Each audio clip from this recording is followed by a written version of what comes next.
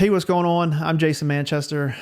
Today we're talking about Lightroom. I love Lightroom. I love photography. And if you love photography, obviously you clicked on this video and you want to know more about Lightroom. I'm going to give you 3 tips that's going to help you up your game or just get you started in general in Lightroom.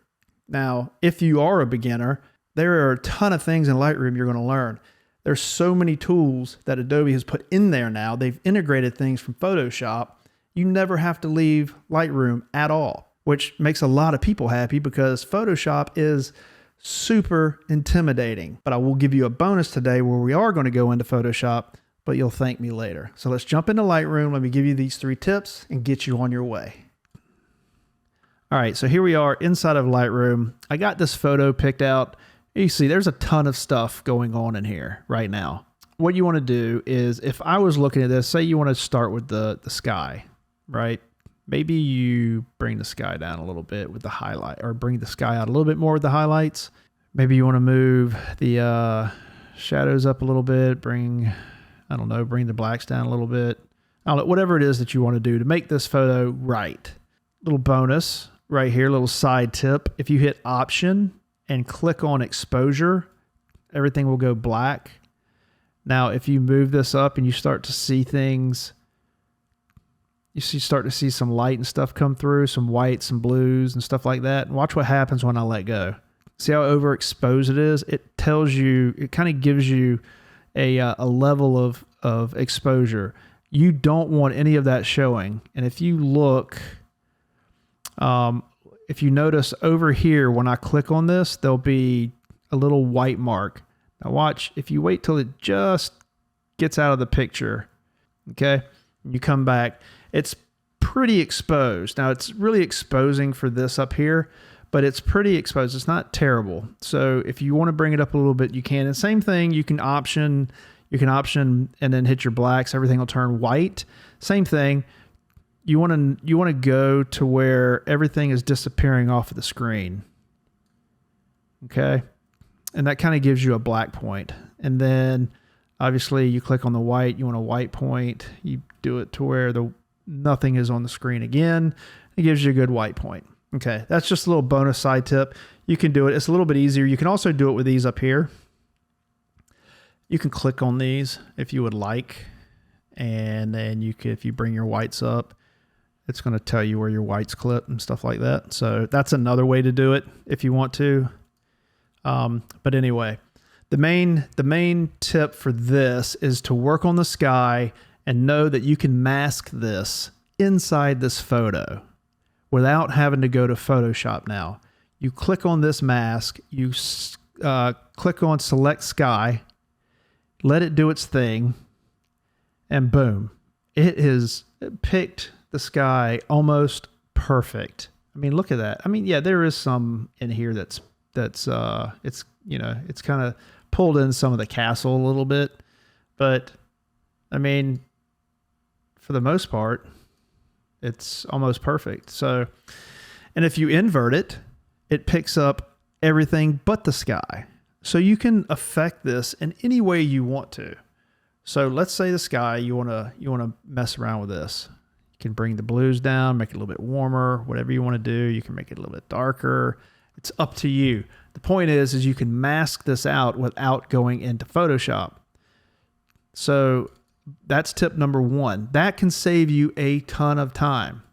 Second tip I want to give you inside of Lightroom is that if you find yourself coming into photos like this, no matter what photo it is, say you have certain settings that you do, you come over here, and if you're new to Lightroom, you're probably doing this.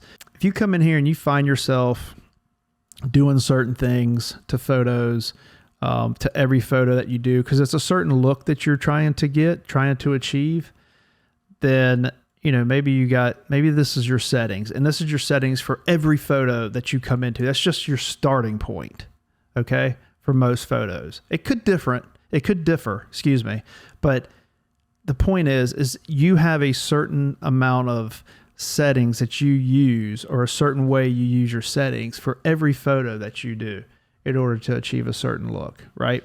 So what you can do is you can take, say you take this photo, you could come in do all these settings, come over here to this little plus sign where it says presets and plus, click on that, hit create preset.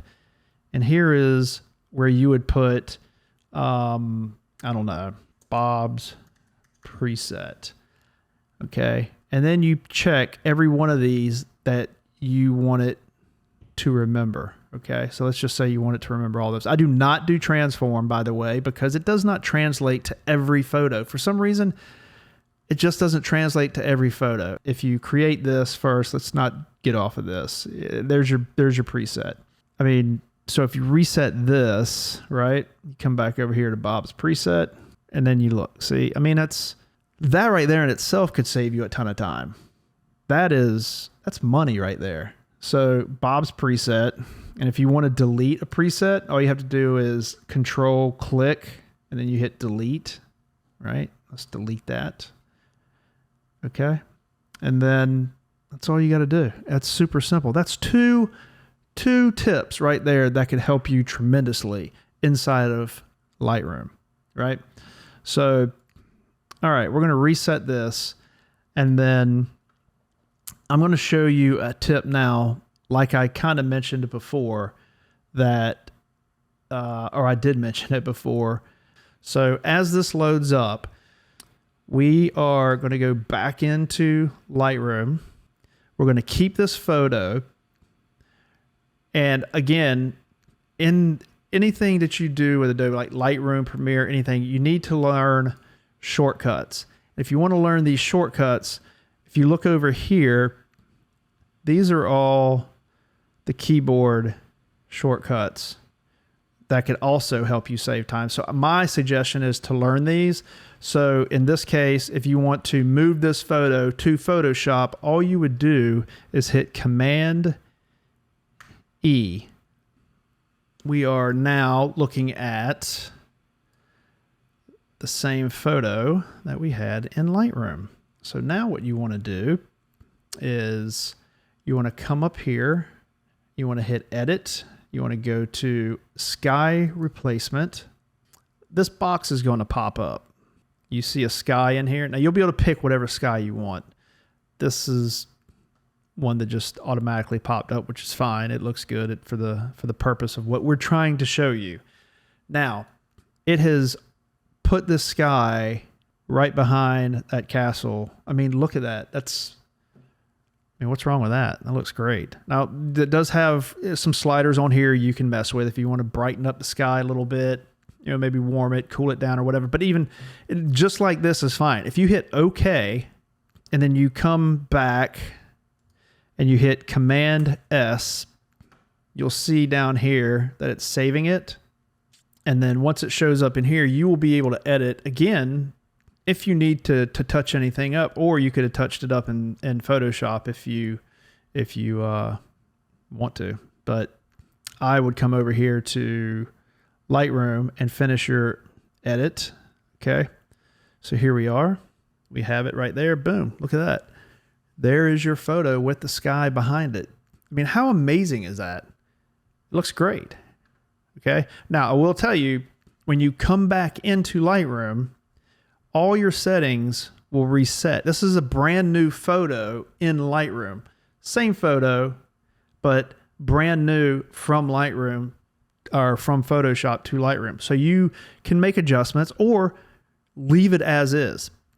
Sometimes you can bring down the highlights or more if you want. If you want more HDR look to it, you can bring it down, bring the highlights up, however you want it to look. It's your photo. But the point is, you can go back and forth from Lightroom to Photoshop in seconds. It probably took about a minute or so, and that's with opening up Photoshop.